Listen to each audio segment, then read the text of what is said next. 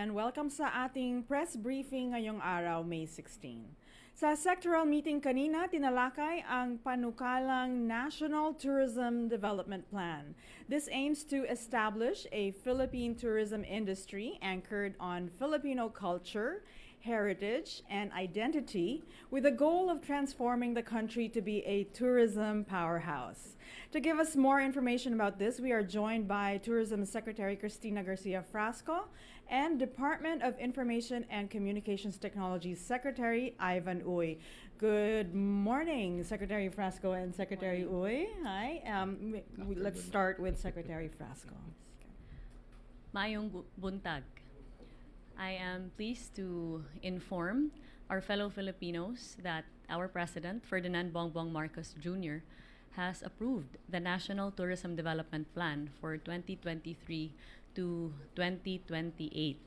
This NTDP is the result of consultation among the Tourism Coordinating Council as well as our various tourism stakeholders from our regions all over the Philippines. The NTDP shall serve as the blueprint and the development framework for the tourism industry for the duration of the Marcos administration. We're very grateful to our President for articulating very early on in his administration his priority for tourism development. And this has resulted in a convergence among government agencies as far as giving full support to the development of the industry, recognizing the losses that have ensued as a result of the pandemic and various calamities. The NTDP lays down the 7 objectives of the Department of Tourism that focuses on the essential pillars of development, which, in our view, would be able to give the Philippines a fighting chance at becoming a tourism powerhouse. And therefore, these objectives involve not simply the promotion of the Philippines, which we will continue domestically and internationally, but also, more importantly, addressing the essential issues of tourism development, including the development of infrastructure, connectivity, as well as digitalization, the equalization of tourism development and promotion, the enhancement of the overall tourist experience, as well as the strengthening of tourism governance. As a whole, the NTDP shall provide a guide for our regions as well in the effort of our President to spread countrywide development through tourism. And what our fellow Filipinos can expect is that mabibigyan po ng pagkakataon yung ating mga kababayan na magkaroon ng tourism employment sa pamamagitan ng pag-develop natin ng mga tourism circuits and to continue to push for tourism across our regions and provinces.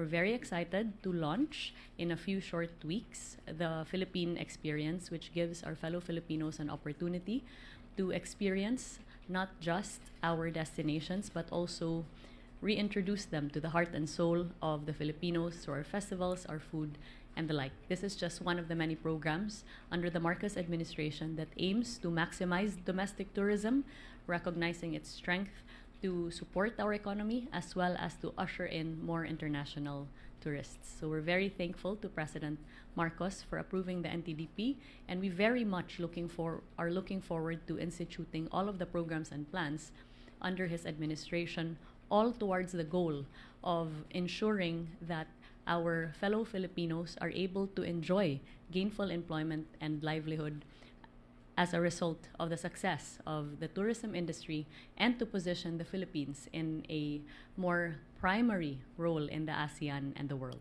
Daghang salamat. Thank you, Secretary Frasco. And now we have Secretary Ivan Uy of DICT. Thank you very much. Well, the DICT's role here is to really support the Department of Tourism in its effort in establishing the Philippines as one of the primary tourist destinations around the world. And one of the challenges really in promoting and establishing that position for the Philippines is issues on digitalization and connectivity.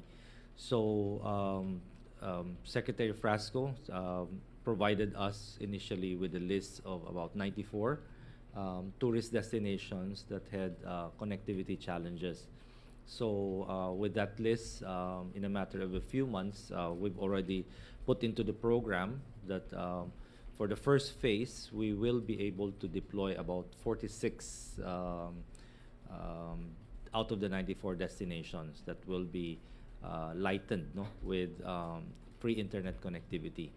And under this phase one, it will cover some of the very major sites of tourism, which is Baguio, Palawan, Boracay, Cebu, and several others tourism destinations identified as a priority. So this is a joint initiative with the Department of Tourism and Department of Information Communications Technology in order to ensure that our tourists will have a complete, no, experience in the tourism areas. As we all very well know, many of the tourists now are also vloggers.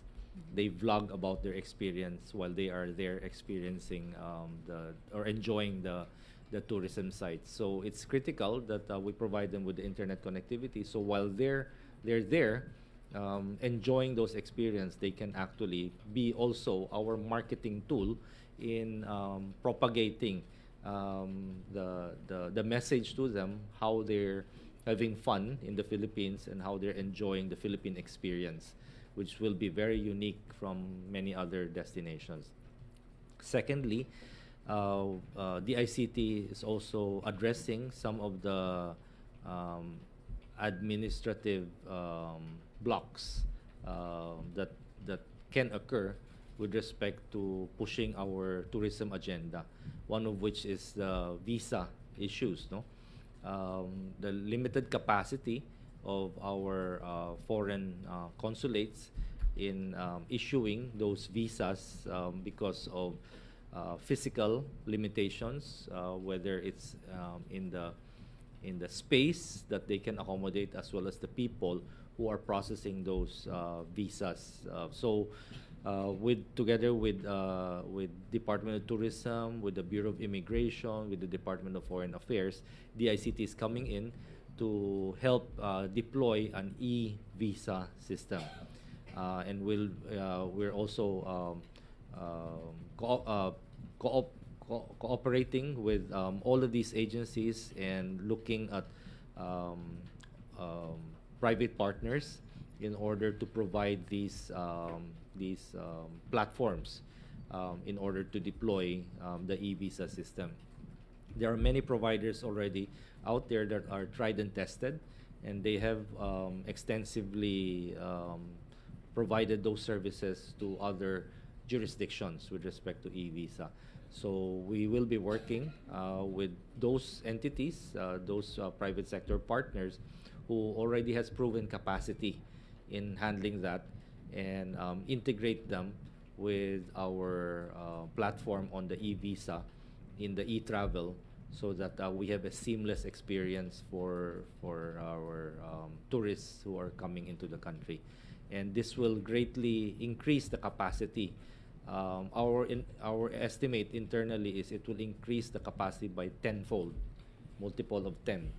So from let's say from 600 to 6,000. Let's say if these are in the areas where there are challenges with respect to issuance of those e-visas. This is just an initial stage, and we will continue to look for ways of improving the digitalization of our of our infrastructure as well as connectivity to support all the different departments of the government. And in this case, the Department of Tourism is one of our foremost agencies that have actually engaged the ICT and have very close coordination with the ICT in delivering the Philippine experience. Thank you. Thank you, Secretary Uy. Now we open the floor to any questions. Kathy Valente of Manila Times. Yes, good afternoon, Secretary Frasco. May 12,000 COVID cases po ang naitala na kahapon ng DOH. May factor daw po ba yung mga revenge travel, lalo na ngayong May, mga fiestas, festivals, and may plano po ba tayong uh, ihigpitan ulit yung travel rules because of the increasing number of COVID cases in some provinces. Tapos na po yung pandemya. Sabi po yan ng World Health Organization. Kaya naman po, while we continue to support the Department of Health's measures as far as ensuring the health and safety of our fellow Filipinos, the direction of the Philippines is forward. And that is to ensure that we continue to open up the country to travel and tourism, as is the direction set by our President. Of course, all the minimum health and safety standards are in place, and this is also made sure of as far as compliance with our DOT accredited establishments. Okay. Harley Valbuena, DZME. Hello, good afternoon po. Secretary Uy, do you think that the SIM registration will be a huge help in the approved National Tourism Development Plan, given that this includes digitalization in tourism, and especially because we also want to avoid the existing scams in tourism? For example, yung fake bookings po sa mga hotel and resort and other fraudulent activities. Well, the SIM card registration definitely will help, no? Although karamihan na identify namin sa mga fake bookings through the web, where there are websites that do that. But definitely, with SIM card registration, kung yung scams na yan are using the SIM cards in order to deceive the public, once they are registered, we will now be able to identify the perpetrators and go after the perpetrators. Katrina Domingo, ABS-CBN. Good afternoon, sir. Sir, ma'am, first, how much is the Philippines expected to shell out for the entire Philippine National Tourism Development Plan? Well, first of all, I'll tell you how much the tourism industry has made for 2022, and that is no less than 1.74 trillion pesos as a composite of domestic visitor receipts as well as foreign visitor receipts. And this has also resulted in no less than 5.2 million in employment for our fellow Filipinos. With regard to the proposition for the National Tourism Development Plan, we have submitted an overall proposed financial consideration to the President. However, as a result of the discussions earlier, which takes into consideration events that will be hosted by the Philippines in the next coming years, especially as it relates to MICE, we are recalibrating that number and we'll be releasing that once we obtain approval from the President. Okay, so no number yet, but can we get more specifics as to the timeline of the program? How soon can the DICT roll out the free internet connectivity for all 94 destinations, given that the plan spans 5 years? For the first 46, it will be already out by next quarter. So if we're able to deploy that we signed the MOA, I think 3 months ago. Yes, in 3 months ago. So in 6 months, we will be able to deploy the first half. So second half, most likely by end of the year, we'll have full 100% coverage. Thank you po. Ivan Mayrina, GMA7. Secretary Frasco, can we get more details on the National Tourism Development Plan? Ano ho yung bagong maaasahan sa paraan ng pagpopromote natin ng Pilipinas bilang isang tourist destination and eventually para gawin siyang tourism powerhouse, as you said? Unang-una po, yung focus natin, hindi lamang sa promotions, but more importantly, product development. Because according to global indices that measure tourism successes and challenges among our ASEAN neighbors, the Philippines actually ranks number 6 vis-a-vis our neighbors in the ASEAN, especially in terms of infrastructure, business environment, safety, as well as other indices, including connectivity. And that is the reason why we have begun to ask the difficult questions and provide solutions to unlocking these roadblocks that are preventing the Philippines from occupying a more primary role in the ASEAN. Kasali na po dyan, yung pinaka-basic infrastructure, building more quality roads towards our tourism destinations, not just in our key destinations, but also our lesser-known and emerging destinations. Taking a look at the capacity of these destinations to handle drainage, sewerage, water treatment, and the like, since the direction of the Marcos administration is towards sustainable tourism development. Pangalawa, one of the challenges that the Philippines faces vis-a-vis its neighbors in the ASEAN is really connectivity. And that is why, since the beginning of the Marcos administration, we have engaged in intense negotiations with both international and domestic airlines in partnership with the DOTR for the purpose of resuming flights that were halted during the pandemic, as well as adding more flights, not just into Manila, but more importantly, to our destinations across the country.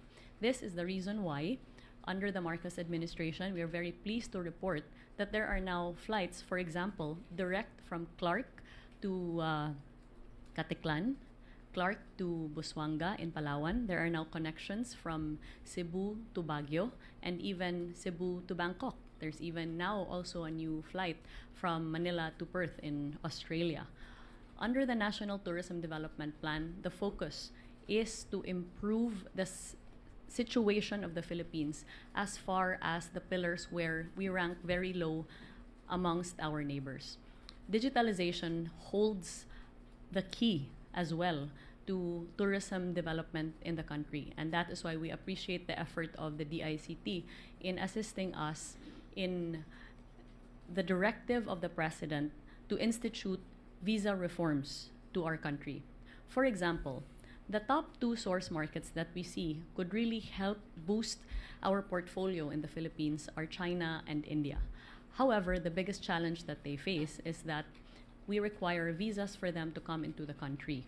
And the present capacity of the Department of Foreign Affairs and the consular offices is very limited. And it's really by way of the institution of the electronic visa, as well as the resumption of the group travel, visa on arrival, as well as more liberal landing permits from the Bureau of Immigration as far as cruise or tourism is concerned, that we foresee we would be able to fully open up opportunities for the Philippines for our source markets in China and India. Notably, in 2019, China was able to deliver 1.7 million tourists into the Philippines. However, as of now, China only ranks at number 6 at less than 100,000, notwithstanding the fact that we have already received over 2 million tourists in the first 5 months of this year.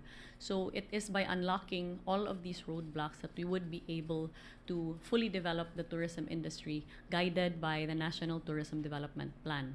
Finally, per the directive of our President to give tourist opportunities equally to our regions, cities, and municipalities, under the National Tourism Development Plan, we're engaging in a heritage and culture mapping of our regions, our provinces, our cities, and municipalities. And this would give opportunities to our local tourism communities to develop their local tourism products and to obtain guidance from the DOT and its attached agencies as far as the marketability of these products to our tourism stakeholders and customers.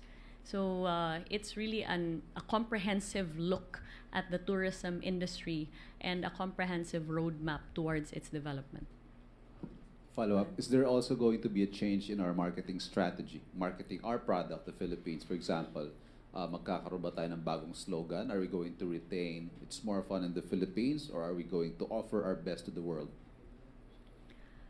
The main change, first of all, is that the focus of the Department of Tourism will be to highlight the heart and soul of the Filipino that is evident in our culture, our festivals, our food, the local products of our small and medium enterprises, our living cultural heritage, everything that makes us diverse and unique and a proud Filipino people that gives us pride of place. We are putting forth the best of the Philippines to the world, because it cannot be denied that we do give the world our best. And while the Department of Tourism has not yet come out with an enhanced tourism slogan, as that is a country brand, I assure you, you love it. Baka There pwede will na natin be i-break. in the next few weeks, but we will make sure to engage in consultation with our tourism stakeholders first, as their opinions matter very much to us. Salamat po. Thank you. Okay. Alan Francisco, PTV4. Hi, ma'am. Hi, sir. To Secretary Uy. Sir, with the extension of this SIM card registration, yung mga ibang kababayan natin nakatatanggap pa rin ng text scams. At sabi niyo po noon, expected ito. Can you please elaborate, sir?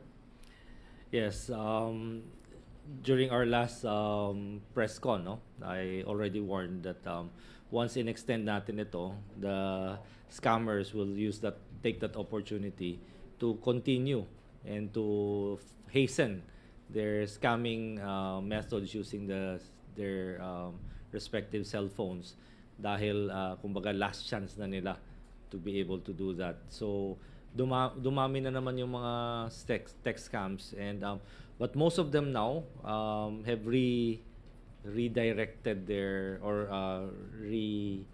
reprogrammed their their approach. Panloloko nila asking people na nag-register na ba kayo ng SIM card nyo? Kung hindi pa, click this link and you go to their site, which is a fake site, and that's where they capture your personal data, which you key into those sites.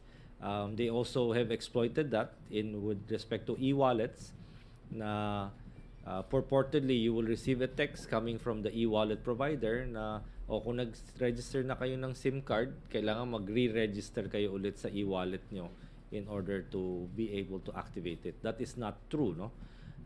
Once you register your SIM card, everything is still the same, and you are still registered to your e-wallet. So do not fall for those scams.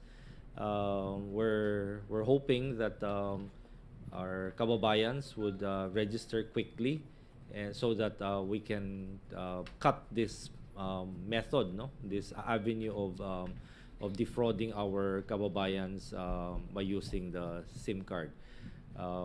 That the last deadline is July 26, and we're hoping that we'd be able to really end all of this scamming via text. As of May 10, we already have about more than 95 million SIM cards registered. So that's a very good number, and we expect that in the next few months we'll be able to hit our target already. Thank you. Okay. Thank you very much. Thank you, Secretary Frasco and Secretary Uy, for the updates on the National Tourism Development Plan and the development of the e-visa for potential tourists. Thank you, Malacañang Press Corps. Have a good afternoon, everyone. Salamat. Thank you. Thank you.